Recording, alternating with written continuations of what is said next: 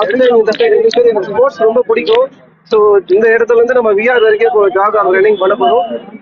இப்போ இருக்கிற காலகட்டத்தில் இந்த ஸ்ட்ரெஸ்ஸோ இந்த ப்ரெஷரோ எதுவும் நம்ம இதயத்தை விடாம நம்ம அந்த ஸ்போர்ட்ஸ்ல மாற்றி எல்லா ஆரோக்கியத்துடனும்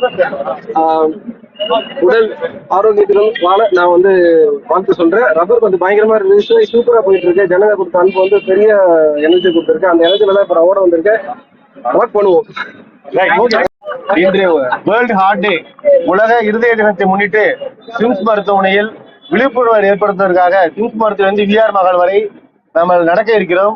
வாக் ஃபார் ஹார்ட், அதாவது இருதயத்தை வந்து நம்ம நெஞ்சு வலி வந்ததுக்கு அப்புறம் வந்து காப்பாற்றுறது இல்லை. அதனால ஒவ்வொரு ஏஜுக்கும் 25 வயசு 30 வயசுல இருந்து ஆரம்பிச்சு நம்ம ஸ்கிரீனிங் ப்ரோக்ராம் பண்ணணும். அது மாதிரி ரெகுலர் எக்ஸசைஸ் பண்ணணும். வீட்டில் இருக்க எல்லாரும் ஃபேமிலி மெம்பர்ஸ் நண்பர்கள்லாம் சேர்ந்து ரெகுலரா வாக்கிங் பண்ண வேண்டியது அவசியம். அது வந்து இதை வந்து ஒரு நாள் மட்டும் பண்ணக்கூடாது, ரெகுலரா எவ்ரிடே பண்ணாதான் நம்ம உடம்ப காப்பாற்ற முடியும். ஒரு பம்ப் வந்து நம்ம பிறந்தல இருந்து பம்ப் பண்ணிட்டே இருக்காது, இதை யாரும் நம்ம பாக்குறது இல்ல. நம்ம பாட்டு நம்ம வேலையை இருந்து பண்ணிட்டே இருக்கோம் எப்ப பார்த்தாலும். அதனால அந்த பம்புக்கு வந்து ஒரு சப்போர்ட் பண்ணணும். அந்த பம்புக்கு வந்து இந்த மாதிரி பிபிங்கிற ஒரு விஷயம் இருக்கு. பிபியை கண்ட்ரோல் பண்றது, கொலஸ்ட்ரால் கண்ட்ரோல் பண்றது, சுகர் கண்ட்ரோல் பண்றது, இதெல்லாம் ஸ்கிரீனிங் பண்ணிட்டு நம்ம எக்ஸசைஸ் இம்ப்ரூவ் பண்ணாதான் நம்ம ஹார்ட்டை காப்பாற்ற முடியும், நம்ம குடும்பத்தை காப்பாற்ற முடியும். இந்த வேர்ல்டு ஹார்ட் டேல வந்து விழிப்புணர்வு ஏற்படுத்துறது மட்டுமல்ல, ஒவ்வொரு மாசமும் இதுக்கான ஸ்கிரீனிங் ப்ரோக்ராம் இருதய சம்பந்தமா பிபிக்கு பண்றோம், கொலஸ்ட்ராலுக்கு பண்றோம். போன வாரம் கூட ஐஓடி கண்டுபிடிச்சதுக்காக பண்ணியிருந்தோம். ஒவ்வொரு ஏஜ் குரூப்புக்கும் டிசீஸ் அந்த மாதிரி பண்றோம். இதை விழிப்புணர்வு மக்களுக்கு கொண்டு செல்ல வேண்டியதான் நம்பிக்கை. சார், இப்போ வருஷம் ஹார்ட் அட்டாக் அதிகமாயிட்டு இருக்கு, அது காரணம்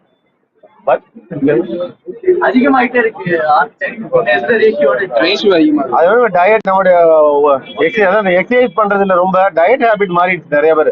நம்மளுடைய கரெக்டான டைம் வந்து 7 மணி, காலையில் 7:30 மணிக்கு பிரேக்ஃபாஸ்ட் தான் சாப்பிடணும். எல்லாரும் 10:30 11 மணிக்கு சாப்பிடுறோம். அப்புறம் வந்து 12 மணிக்கு மிட் நைட்ல சாப்பிட ஆரம்பிக்கிறோம். ஆக்சுவலா நம்ம சர்க்காடியன் ரிதம் படி இப்போ சூரியன் வருது 7 மணி 6 மணிக்கு கிளம்புதுன்னா நம்ம உடம்பெல்லாம் சர்க்காடியன் ரிதம் பேஸ்ட் தான் வாழ்ந்துட்டு இருக்கோம். அது சூரிய ஒளிச்சத்தை பார்த்தோம்னா அதான் ஃபர்ஸ்ட் எனர்ஜி நமக்கு. அதுக்கப்புறம் நம்ம உடம்புல வந்து ஒரு சுரப்பி எல்லாம் சிறக்க ஆகும்.